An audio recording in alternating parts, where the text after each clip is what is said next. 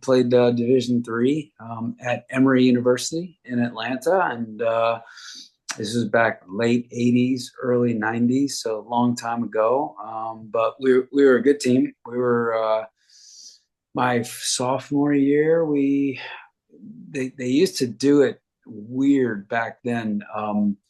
They had 6 regions, so they had a final four, but every year they'd rotate the teams that would go straight to the final four. And we made it to the final six, but then had to play in a play-in game to get to the final four. We lost that game actually out at UCSD.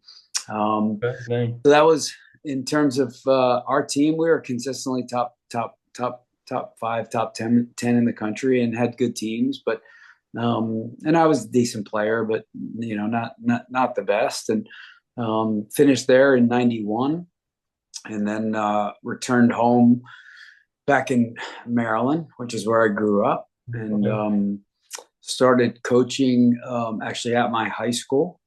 We had a good high school team, and my high school coach was kind of my mentor. He was an English professor or English teacher and chair of the department, and sharp guy and a good coach and a lot of good players. And especially then I started coaching in the early '90s, and we had a lot of very good players that he brought into the school as a private school. And that was really the best thing that ever happened to me, because he was bringing in very good players into the program, and therefore I was able to kind of be a part of that. And then Sasha Starovsky, the men's coach at Maryland, which was right down the road, started recruiting these players. Oh, wow. And so I was able to develop a little bit of relationship with him. And then I was coaching a club team outside of that, which we also had some good players. And then really kind of got to know Sash. And I taught and coached at the high school level and club level all through much of the '90s. And then late '98, I got kind of my first college job, working at George Washington University on the women's side as an assistant coach, making $17,000. And then I got an extra $1,500 as the laundry boy for both the men's and women's teams. And you're taking that, right? You're taking that. All over it. I was the happiest guy in the world. I mean, I got married in August 1st, '98, and we started preseason August 11th, '98. And I thought I freaking won the lottery. Right. And I was at GW for 3 years on the women's side. And then I went up to Loyola College in Baltimore for 1 year on the women's side still, sorry. Okay. And then because of my relationship with Sasha, his longtime assistant left in the winter of '01-02 to become the head coach at Wisconsin. And he called me and asked me to be his assistant at Maryland. And that's kind of where I got my break. And I got lucky. And so I was Sasha's assistant at Maryland for 3 years, '02 through '04. And then in '05, the women's job opened up at Maryland. And once again, like I'm a believer that you've got to be good, but you have to be lucky. And timing is everything. And so in the spring of '05, Maryland's looking for a women's coach, and the AD was a woman, and she wanted to hire a woman, and she literally asked every female who is a coach of a top probably 75 team in the country to be the coach, and they all said no. And the whole time, Sash is knocking on her door saying, "Just talk to Brian. Just give Brian a shot. Just talk to him." And eventually, when every woman had said no, she agreed to meet with me, and I got the job. Yeah, talk about luck, like you said, Oh, I mean, had one of those women said yes, I don't know where I'd be right now. I mean, who knows, right? And so I took over the women's program in '05. Stayed there for 7 seasons as the women's coach. And then January of 2012, actually, ironically, Mark Krikorian, who was obviously the longtime coach here. How long have you been here in Tallahassee? Not just briefly, under a year. Okay, cool. Okay. So a guy coached the team here for 17 years, won 3 national championships. In 17 seasons, this guy went to 15 Elite Eights and Wow. 11 Final Fours. Okay. Wow. Yeah. Yeah. Talk I about mean, someone to follow in this. oh, I mean, the guy's a legend. And he Yeah. now runs the Washington Spirit in the NWSL. Okay. And his Yeah. name's Mark Krikorian. So Mark Krikorian called me in January of 2012 and said, "Hey, the guy who hired me here at Florida State is now at Tennessee, and he's looking for a soccer coach." Oh, wow. Yeah. And he said to me, he goes, "He made me feel like Florida State was a soccer school as opposed to like every athletic department, a football school, right?" Yeah. Yeah. And that resonated with me because Maryland was going through some stuff, and Maryland used to be in the ACC, but they were about to cut 8 teams, and they were about to move to the Big Ten for financial reasons. And so I went and met with the AD at Tennessee, and eventually took that job. And I was there in the SEC for 10 years, from 2012 through 2022, and then in late April, early May of 22, made the move to come to Florida State, and have been here now for 3 seasons. And the biggest thing I'd say in my coaching career is just growth, and trying to get better, and realizing that none of us really have it figured out. There are a lot of different ways to skin a cat. At the end of the day, success comes by surrounding yourself with obviously a lot of talent, and good people, and making sure you take care of those people, and then putting them in a place where they can succeed. And I was excited to get on the Zoom with you because you talk about the mental aspect of the game, and I mentioned to you before, as I get older, there are a lot of good players out there. You've played with a lot of good players. You've played against a lot of good players, Mm-hmm. and while you one time think, okay, well, it's my skill or it's my athleticism, it's how fit I am, that's going to determine my career.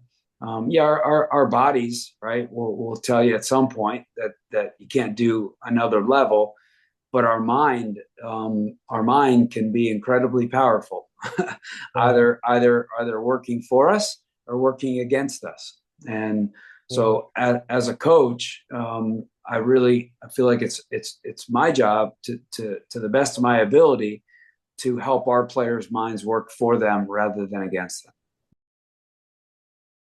I think it all matters, right? And I think our mind can control so much, and our mind is an endlessly powerful thing, and our mind can kill us, and our mind can make us better than we are from a skill set standpoint. There's a young woman.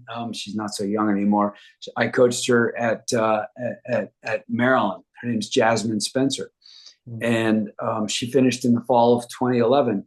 And if you ask Jazz back in 2009, 10, 11, Jazz, who's the best center forward in the country? She would tell you she is the best center forward in the country. She wasn't, and she had holes in her game. She couldn't finish off crosses. She wouldn't head a ball. All these things, but she thought she was the best. Yeah. And Exactly. here we are, 13 years later. She's one of maybe 5 to 7 players that have played in every year of the NWSL, and I am 100% convinced it's because of this. Yes, she was very quick, very explosive, right? But technically average at best. But she was an animal from a mental standpoint, right? And so it's like, and even I'm a parent, right? And my kids are 20 twins that will be 23 next week, and then a 20-year-old who will be 21 this spring. If I could give them anything in life, it would be self-belief. It would be confidence and self-belief, because it's absolutely, literally priceless. And so there's so many things that go into being great, and there's so many players that have so much talent, but whether it's their daily habits, right, or their self-belief, Mhm. or anything based on decision making on or off the field, Mhm. either help them to become great or stand in the way of them being great.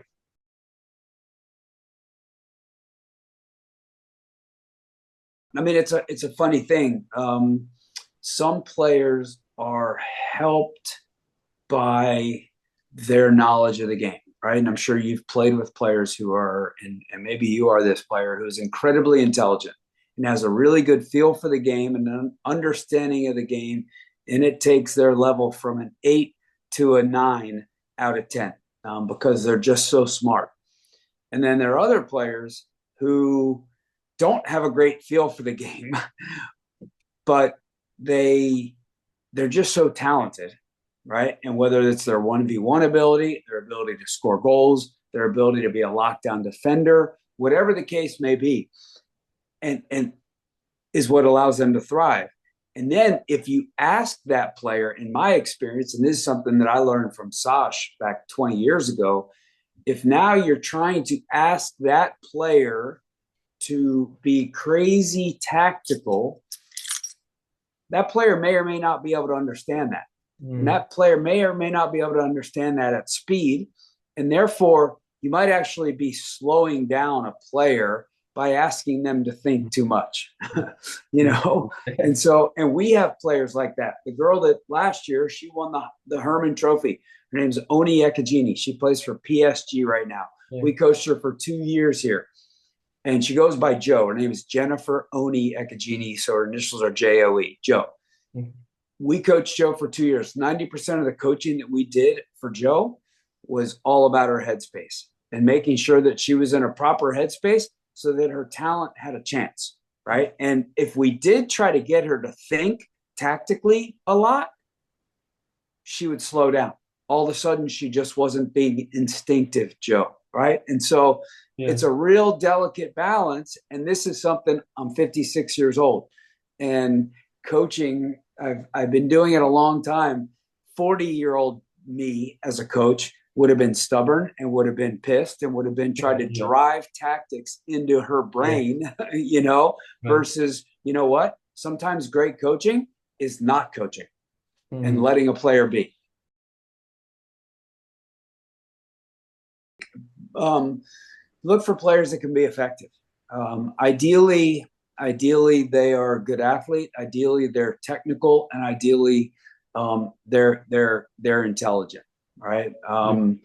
Because what you don't want is a kid who's just a black hole on the field, right? And you give her the ball, and now nobody knows what to do, because she has no idea what she's going to do, right? And so, ideally, right in the top of the pyramid, this is where I feel I'm pretty lucky at a place like Florida State, right? There's skill, there's athleticism, and then there's understanding of the game.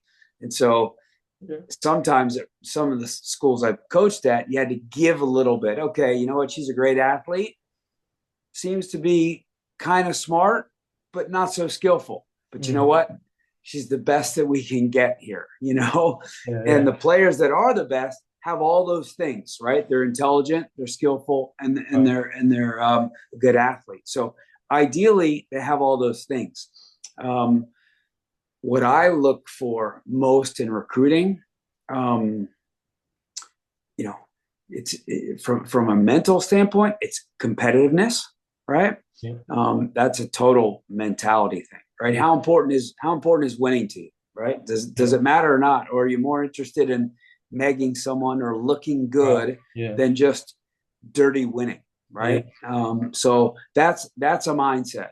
And then I tend to recruit more attacking players than Mhm. defenders, and I Okay. always have a little bit of a mindset of you can always make a defender, whereas you cannot make an attacking Were you player. were you a 10 as a player, or were you? I was more of a 6. Oh, okay. Okay. Yeah, yeah. And Yeah. so I want to recruit all the players that I could never be. you know. Yeah. So and I stand by that, and it sometimes scares my assistants, and it sometimes scares our players, right? Because they're like, we don't have enough defenders, and I'm like, well, we'll figure that out, Yeah. right? The worst thing is not being able to score goals, right? Yeah. So So that that, yeah, sorry, that shows in your career. I mean, what I've watched, you guys score a lot of goals, so score a it lot of goals. translates, you know. We got to clean some things up next year defensively, and we will, and we're talking about it, but I like to make teams uncomfortable, our teams uncomfortable, and not just with one or two players. And I know it's like you prepare for teams. There's nothing worse than preparing for a team, knowing that they have three, four, five, six weapons, and it's like, okay, they got a bunch of kids that can kill us, and we can't really kind of hone in on one or two of their kids. A lot of different things, very important. First of all, just this might sound, silly, but kind of starts with love, like and openness and humility, and support, and selflessness, right? And those are the characteristics that we lead with as a coaching staff, right? We accept and embrace everybody. We're all different people, right? We all come from different parts of the country, different parts of the world, different parents, different backgrounds, how we were raised, all of it, right? And we accept everybody, because you go back to the mental part. The more we accept, the more we all feel accepted, right, and loved, the more comfortable we are, Yeah. and then the more we can just be ourselves, right? And we tell our players that, like, you're all here because you're phenomenal players. Your mind can either stand in the way of you being that great player, or sometimes if your mind's not working, you're just playing, you're not thinking, and that's when we're often at our best. We're Yeah. just doing, right? Yeah. Right. And so those are the types of leaders that we want, right? That are going to look after, right, the players on our team, make sure that they're okay. That are they all in good headspaces, right? And they all feel comfortable. They all feel valued. They all feel like they have a voice, right? And therefore, we're all together. And there's a little bit of no bullshit, right? Obviously, it's never about any one of us. And then we want to win, right? And everything is all about always just winning, right? And so if things get a little heated or a little intense, it's never personal. It's never anything. I'm not coming for you. I'm not in. I'm just trying to win, man. That's it. That's all we're trying to do. Yeah. But it starts with the foundation of it is an openness, a humility, love, and caring for each other.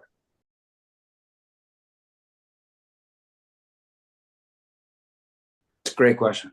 It's a great question. And that again, that's back to this.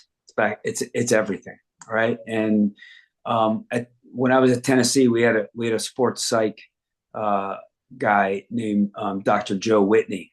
And so when I said earlier, we got to train our minds to work for us rather than against us, that's me stealing that phrase from Dr. Joe, right? Mm. And as coaches, right, we're human too. We're all human, right? And we've got to be in the moment, and we can't let our mind go to bad places, right? To places of fear, right? Or lacking confidence or indecisive and all these things.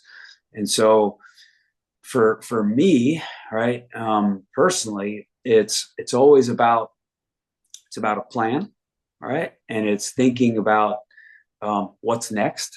And then going into a game, right? It's okay. If this happens, what are we doing here? Right. If that happens, what's our reaction and response to that?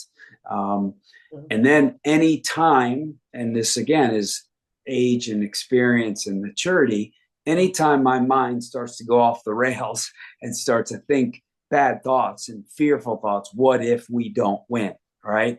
Yeah. I have come to a place where I'm pretty good at getting myself back on task. What do we need?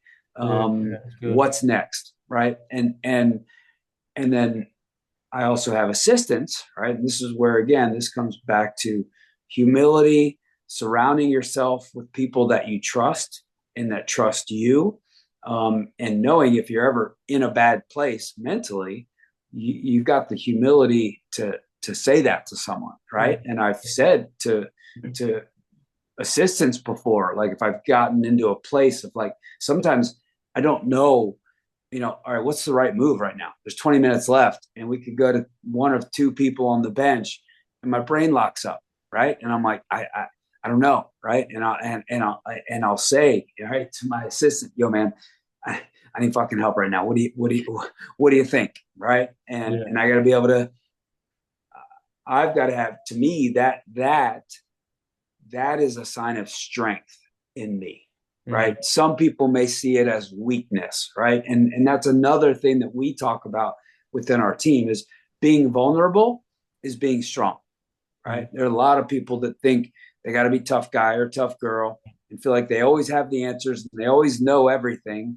And to me, that's weakness, right? Because we don't have all the answers and we don't always know. And it's having the humility to ask for help, right? Yeah.